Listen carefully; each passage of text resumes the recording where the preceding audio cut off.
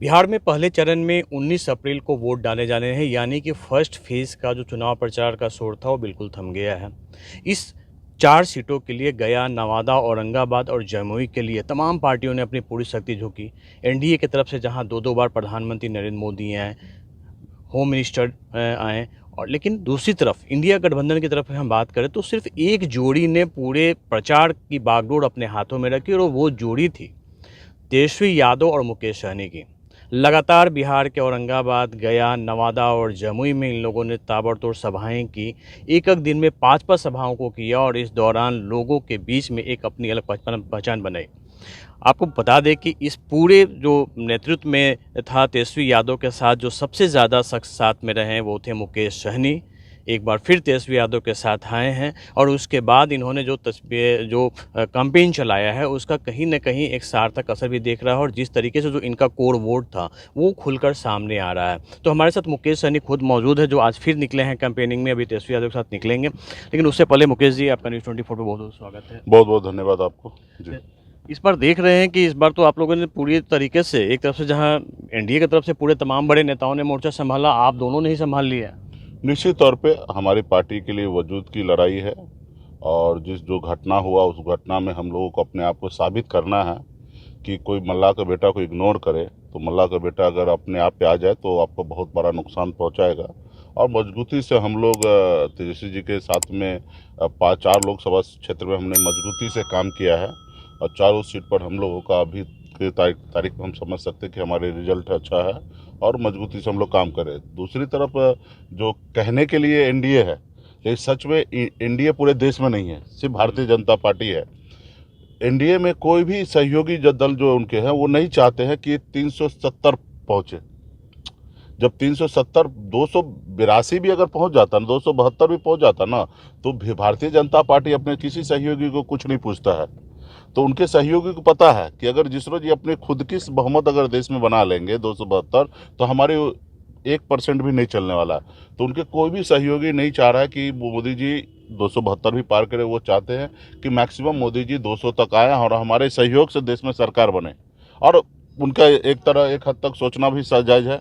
तो अभी बिहार में जो है एलजेपी है, तो एलजेपी अपने खुद के सीट पर वो चाहते हैं कि हम कैसे 5 सीट जीत रहे, बाकी उनको कोई क्षेत्र से कोई लेना देना नहीं है। वो सब जगह का अपना प्रदेश से लेकर राष्ट्रीय कमेटी या जिला कमेटी के मुख्य नेता को अपने अपने सीट पर लगा दी। उसी तरीके से जेडीयू भी अपने एक सीट पर 17 से 16 सीट पर अपना पूरा टीम लगा दिए हैं। मांझी जी हो या उपेंद्र कुशवाहा जी है, ये लोग अपने आप को जीतने में पूरा शक्ति झोंक रहे हैं।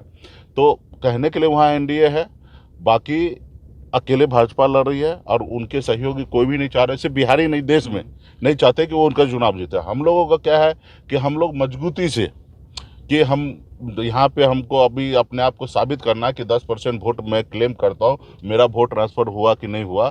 इसके लिए हम दिन रात मेहनत कर रहे हैं, हमारे पार्टी के पूरे संगठन के लोग मेहनत कर रहे हैं, ताकि अगला जो 25 का चुनाव आएगा तो उस समय में हम लोगों को मजबूती हो, हमारी सरकार बने। तो हम लोग काम कर रहे हैं और तेजस्वी जी के नेतृत्व में कर रहे हैं। अब एक सवाल था मुकेश जी की, लास्ट तक आप लगे रहे कि एनडीए में शामिल होने की बात की जा रही थी कि एनडीए में आप शामिल होंगे, एनडीए से गठबंधन रहेगा। लेकिन आखिर क्या बात ऐसी बिगड़ी कि आपकी कई दौर की वार्ता भी अमित शाह के साथ हुई थी, आखिर बात कहाँ बिगड़ी? देखिए, निश्चित तौर पे वो लोग चाहते थे कि हमारे साथ आए, सीट का ऑफर भी उन्होंने किया है, बातचीत भी हुआ, इसमें कोई किंतु परंतु नहीं। हम वहाँ पे जाना नहीं चाहते थे। वहाँ पे एक ही हमारा कंडीशन था कि हम आपके साथ आएंगे, एक ही शर्त पर, आरक्षण आप लागू कर दीजिएगा, आरक्षण पे ठोस निर्णय लीजिएगा, तब हम आपके साथ गठबंधन करेंगे, वरना नहीं करेंगे। क्योंकि आपको पता होगा कि हमने एक हाथ में गंगा जल लेके संकल्प यात्रा हमने पूरे निकाला है 125 दिन का। उसमें हमारा एजेंडा ही था, हाथ में गंगा जल लेके संकल्प लिया था कि आरक्षण नहीं तो गठबंधन नहीं, और गठबंधन नहीं तो भाजपा को वोट नहीं। जब हमने पूरे बिहार के एक एक निषाद हाथ में गंगा जल लेके और ये संकल्प लिया, तो भला हम कैसे उनके साथ बगैर आरक्षण को समझौता कर सकते हैं। आपने कई टीवी मीडिया से आपने देखा होगा कि हमने खुलेआम उस समय कहा हमारे लिए सीट मायने नहीं रखता है, सीट कम ज़्यादा मिले, एक मिले ना मिले, कोई फर्क नहीं पड़ता, हमें आरक्षण चाहिए। तो आरक्षण पर वो ठोस निर्णय नहीं ले पाया, इसलिए हम उनके साथ नहीं गए। अगर वो आरक्षण लागू कर देते तो शायद हम जा भी सकते थे वहाँ पे। बाकी रहा कि वो लोग चाहते थे कि हमारे साथ आए, लेकिन हमने वहाँ पे बगैर आरक्षण का शर्त पे कुछ नहीं। हाँ, दिसंबर महीने में गृह मंत्री जी कहे कि हम आरक्षण करेंगे, और उनको उस समय में मल्ला का बेटा का ज़रूरत था, उस समय में नीतीश जी महागठबंधन का पार्ट थे, और जैसे महागठबंधन से नीतीश जी एनडीए में आ गए तो एनडीए को लगा कि हमारे पास नीतीश जी आ गए तो हम किसी को ज़्यादा तरजीह क्यों दे, भाव क्यों दे, आरक्षण क्यों लागू करें। तो वो सोच के उन्होंने आरक्षण नहीं लागू किया, और जिसके कारण है कि हम उनके साथ गठबंधन नहीं किए। और अच्छा, आप घूम रहे हैं इतना, क्या आपको लग रहा है कि इस बार तीसरी बार मोदी सरकार बन पाएगी? बिल्कुल ही नहीं। देखिए, देश में बेरोजगारी 2014 में लोगों को एहसास था कि बेरोजगारी है युवा को, और उस समय में वो उम्मीद पे कांग्रेस का सरकार को गिराकर और मोदी जी को लाए। क्यों? क्योंकि उन्होंने कहा कि हम हर साल 2 करोड़ युवा को नौकरी देंगे। उन्होंने कहा कि विदेश में काला धन है, बहुत सारा भ्रष्टाचार हुआ, विदेश में काला धन है, उसको लाएंगे, हर किसी के खाता में दे देंगे।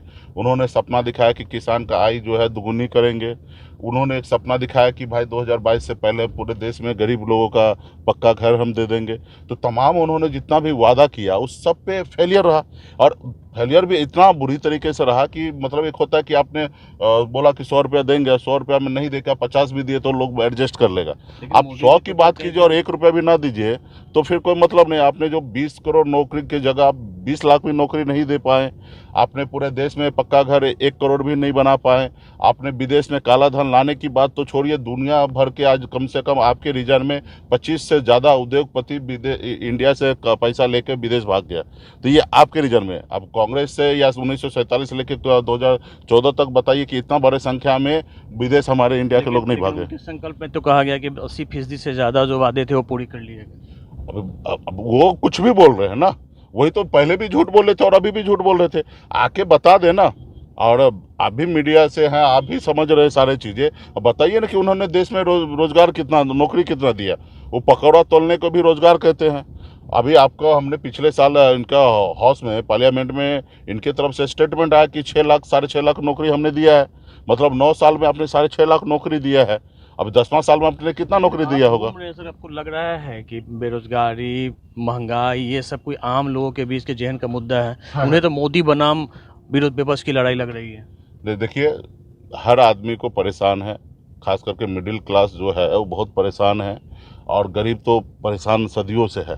तो आप 5 किलो चावल देकर आप विकास नहीं ना समझ, पैमाना सेट कर सकते कि विकास। आप बताइए कि हमारे देश में इतना गरीबी आ गया है, इतना लाचारी आ गया कि 5 किलो चावल देना पड़ रहा है सरकार को, यानी कि 1 महीने में 100 रुपया का सहयोग देना पड़ रहा है। 12 महीने में 1200 रुपया का सहयोग देना पड़ रहा है।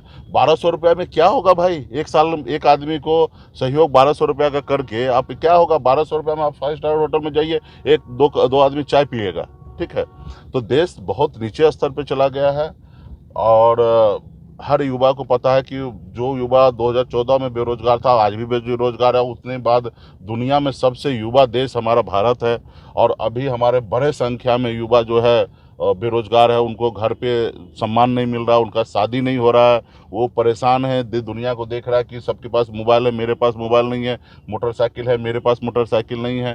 तो वो देख के बहुत सारे विचलित हो रहा है। आज भी हमारा किसान है बड़े संख्या में आत्महत्या कर रहा है, उनको सही मूल्य नहीं मिल रहा है। महंगाई आप देखिए तो कितना चरण पे है। जो चीज़ पे इनको काम करना चाहिए वो करते नहीं है। हाँ, मोदी जी सिर्फ एक काम जो करते हैं 24 घंटा 24 आवर्स जो करते हैं 365 दिन, वो है सिर्फ चुनाव जीतने के लिए। यहाँ की बताइए कि नगर निगम का चुनाव में भी मोदी जी इंटरफेयर करते। बताइए, हमारे देश का प्रधानमंत्री है भाई, 140 करोड़ का माई बाप है, वो एक नगर निगम का चुनाव जीतने के लिए मेहनत करेगा? एक राज्य में सरकार बनाना, गिराना, विधायक खरीदना, इसमें वो डिसीजन लेंगे? भाई, आपको 5 साल मौका मिला है, आप 5 साल में आप काम कीजिए। उसके बाद आप किसी मंत्री को काम करने नहीं दे रहे हैं, चाहे वो रेलवे मंत्री हो, स्वास्थ्य मंत्री हो, जो भी है। कितना आदमी को कौन जान रहा? किसी को कोई नहीं जान रहा, सिर्फ मोदी जी जान रहे। हर चीज़ पे उद्घाटन मोदी जी करेंगे। तो ऐसा नहीं होता ना। आपके पास इतना बड़ा मंत्रालय है, सब अपने अपने स्वतंत्र डिसीजन लेंगे। आपके अपने लोग होंगे जिनको आप चाहेंगे वही मंत्री बनेंगे, लेकिन वो अपना डिसीजन तो लेने दीजिए। लेकिन कहीं पे डिसीजन लेने, जब डिसीजन नहीं होगा तो कैसे काम होगा? आज मैं यहाँ पे नहीं रहूँ पटना में, और मैं विदेश चला जाऊँ, बाहर चला जाऊँ, तो यहाँ पे कोई भी डिसीजन नहीं होगा टाइम पे। मुकेश जी, कि आप, मुकेश सहनी, अपने समाज के लिए लड़ रहे हैं, समाज के इकलौते बड़े नेता हैं जो उनकी आवाज़ को उठा रहे हैं, लेकिन आप जिनके साथ घूम रहे हैं उन पे आरोप लगता है कि वो परिवारवाद के लिए कर रहे हैं, परिवारवाद के सहारे वो राजनीति में इस करना दुनिया चाहते में हैं। कौन परिवार के लिए नहीं जीता है बताइए। और जो इस दुनिया में परिवार के लिए नहीं जीता वो आदमी नहीं है। ठीक है, उनको कोई मतलब नहीं है समाज से, परिवार से कोई लेना देना। ठीक है, सिर्फ उनको अपने से मतलब है। 10 साल में 15,000 बार कपड़ा बदलना खाली नहीं होता है। परिवार सबका है और सबको अपने परिवार के लिए मरना चाहिए, उनके लिए मेहनत करना चाहिए। हम लोग किसके लिए कर रहे हैं? अपने परिवार के लिए, अपने बच्चे आगे बढ़े, हमारा समाज आगे बढ़े, इसके लिए मेहनत कर रहे हैं ना। तो कौन परिवार को क्यों नहीं आगे बढ़ाएगा? और क्या उनके साथ जो सहयोगी में है जैसे चिराग पासवान जी, क्या वो परिवारवाद नहीं है? क्या उन्होंने अभी सीपी ठाकुर जी के बेटा को टिकट दिया, वो परिवारवाद नहीं है? क्या मांझी जी को टिकट दिया, वो परिवारवाद नहीं है? भाई आप क्या बात कर रहे हैं? और जो आदमी जिस लाइन में रहते हैं वो उनके बच्चे उसी लाइन में आते हैं। आप मीडिया से हैं, आपको पता है कि मीडिया में क्या कंफर्टेबल है आपको। आप अपने बच्चे को चाहिएगा मीडिया में आए। डॉक्टर का बेटा डॉक्टर चाहता है कि मेरा बेटा डॉक्टर बने, इंजीनियर का बेटा चाहता है कि मेरा बेटा इंजीनियर। कोई मुद्दा नहीं कोई है। मुद्दा नहीं, ये कहाँ है भाई? जिसमें ताकत होगा वही वहां तक पहुंचेगा। बहुत सारे परिवार के बहुत सारे नेता का बेटा रोड पे घूम रहा है, उसमें ताकत नहीं था, वो वहां तक नहीं पहुंचा। लेकिन बहुत सारे ऐसा था कि जो अपने पिताजी का विरासत को संभाल के आगे बढ़ा सकता। तो आज बहुत सारा नेता है जो एस्टेब्लिश राजनीति कर रहा है। अब बहुत आप देखिएगा तो एक से एक मुख्यमंत्री बिहार में बने, आज उनके परिवार के लोग कहाँ हैं? नहीं है। तो जिस समाज का सेवा करना, राजनीति में आना, तो कोई गुनाह क्या है भाई? जो काम करेगा पार्टी के लिए, देश के लिए, तो वही आगे बढ़ेगा। और जिसको वही है कि जिनको परिवार नहीं आएगा, खास करके क्षेत्रीय पार्टी की हम बात करें, तो उसकी पार्टी खत्म हो जाता है। अभी जैसे नीतीश जी का अभी परिवार से कोई नहीं आया, अब देखिएगा ये चुनाव के बाद उनका पार्टी खत्म हो जाएगा। कि आपने चर्चा की उनके भी अभी जो नीतीश जी की स्थिति है, चाहे वो प्रधानमंत्री की सभा की हम बात करें, हाँ। 2 सभा में वो साथ रहे, तीसरी सभा में नजर नहीं है, तो इन बातों को लेकर आपको क्या लगता है? नहीं, उनको मना कर दिया गया और ये सही नहीं है कि हमारे प्रदेश में दूसरे राज्य से मुख्यमंत्री आके भाषण दे के जाए और हमारे राज्य को मुख्यमंत्री को मना कर दिया जाए, सिर्फ ये सोच कर कि वे स्टेज पे कुछ अनाप शनाप बोल देंगे। ये सही नहीं है। अब देश के राज्य का मुख्यमंत्री है भाई, और उनको मना कर दिया गया। तो खैर ये तो एनडीए का मामला है, इस पर हम क्या कहेंगे, लेकिन उनको मना कर दिया गया कि आप नहीं कीजिए। तो अभी जैसे नीतीश जी का पार्टी में अभी देखिएगा तो नीतीश जी के बाद उत्तराधिकारी कोई नहीं है। वहाँ पे सब आपस में लड़ेंगे कि हमारे पास पावर आना चाहिए, हम पार्टी का अध्यक्ष बनेंगे, पार्टी का हम चलाएंगे। तो कौन वहाँ पे चलेगा भाई? ललन सिंह के अंदर में क्यों संजय झा काम करेगा? संजय झा के अंदर में ललन सिंह क्यों काम करेंगे? और विजय चौधरी जी के अंदर में अदर लोग क्यों काम करेंगे? और अदर के अंदर में विजय चौधरी जी कैसे काम करेंगे? तो वहाँ पे वो पार्टी को खत्म होना तय है। और इतिहास से लेकर आज तक देख लीजिए ऐसा ही हुआ है। ठीक है। अच्छा, एक ये भी है कि अभी भले ही ये देश का चुनाव है, आम चुनाव है, लेकिन कहा जा रहा है कि बिहार में जो लड़ाई हो रही है ये 2025 का सेमीफाइनल है, फाइनल 2025 में होगा। और ये 2025 का जो सेमीफाइनल है वो ये चुनाव है, जिसमें देखा जाए कि क्या 2025 में तेजस्वी यादव बिहार के सीएम बन पाएंगे कि नहीं।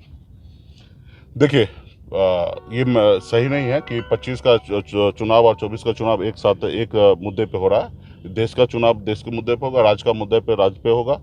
और निश्चित तौर पे यहाँ पे हम जितना बेहतर करेंगे उतना हमारे लिए आगे बहुत बड़ा बेहतर होगा। मतलब ये नहीं कह सकते कि यहाँ पे हमारे साथ अच्छा होगा तो आगे हमारा बुरा होगा, ऐसा नहीं है। हाँ, यहाँ पे जितना अच्छा होगा उतना आगे बेहतर होगा। लेकिन दोनों चुनाव अलग है, दोनों का अलग एजेंडा होगा, दोनों का वोट पैटर्न अलग है, तो वोट परसेंटेज गिरेगा। आप देखे होंगे कि 2019 में मोदी जी को 40 में से 39 सीट जीत लिए, बड़े मार्जिन से जीत लिए। लेकिन वही विधानसभा का समय आया तो आप देखें कि महज 4-5 सीट के कारण सरकार नहीं बना। वोट का अगर मार्जिन देखिएगा, सिर्फ पूरे राज्य में 12,000 का वोट का डिफरेंस पड़ा। तो स्टेट और केंद्र का दोनों का चुनाव अलग इस होता बार है। आपको क्या लग रहा है, 40 में से कितनी सीटें एनडीए को मिलेगी, कितनी महागठबंधन को? इस बार जो है मैक्सिमम सीट हम लोग जीत रहे हैं। जनता देखिए मालिक है, जनता को हम लोग अपने विपक्ष के नाते जो हमें सही लगता है वो सारे चीज़ हम मुद्दा बता रहे हैं। और हमारा काम ही यही है कि सरकार जो काम सही नहीं कर रहा है या सरकार झूठ बोला हो जनता तक उजागर करना।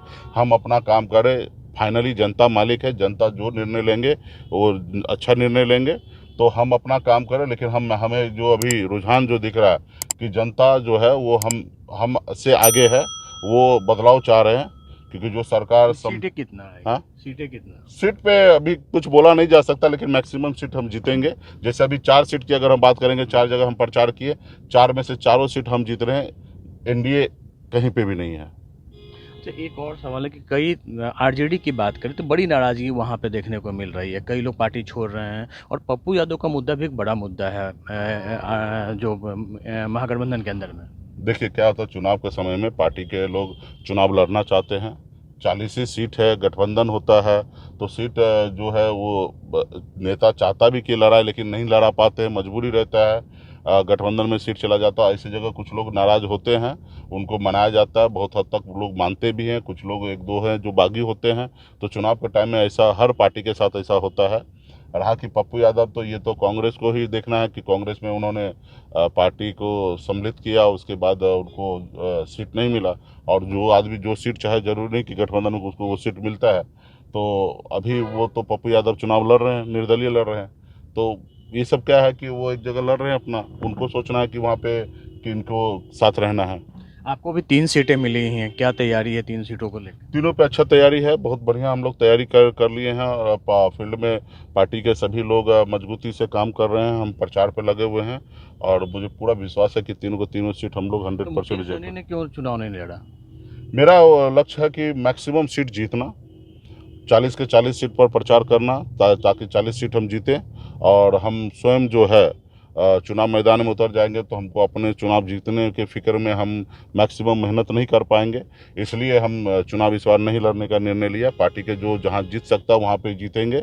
और क्योंकि नेक्स्ट ईयर इस चुनाव के बाद नेक्स्ट चुनाव होगा राज्य के लिए, तो हम राज्य में चुनाव लड़के राज्य की राजनीति हम करना चाहते हैं। तेजस्वी यादव के साथ आप लगातार घूम रहे हैं, कैंपेनिंग कर रहे हैं, भविष्य के राजनेता के रूप में कितनी संभावनाएं देखते हैं उनमें आप? भविष्य में तेजस्वी जी बिहार का मुख्यमंत्री बनेंगे। बिहार का मुख्यमंत्री, अगला मुख्यमंत्री तेजस्वी प्रसाद यादव जी बनेंगे और हम लोग मजबूती से उनको बनाएंगे। तेजस्वी जी मुख्यमंत्री बने और हम एक सेकंड पावर जो है, हम चाहेंगे कि निषाद के बेटा को डिप्टी सीएम बनेगा। चलिए, तो हमारे साथ थे मुकेश सहनी जो लगातार चुनाव प्रचार कर रहे हैं और आज भी चुनाव प्रचार को निकल रहे हैं, कई बातें उन्होंने खुलकर बताई। धन्यवाद मुकेश जी, न्यूज़ 24 से बात करने के बहुत लिए। बहुत धन्यवाद आपको। कैमरामैन सनी के साथ अमिताभ ओझा, पटना, न्यूज़ 24।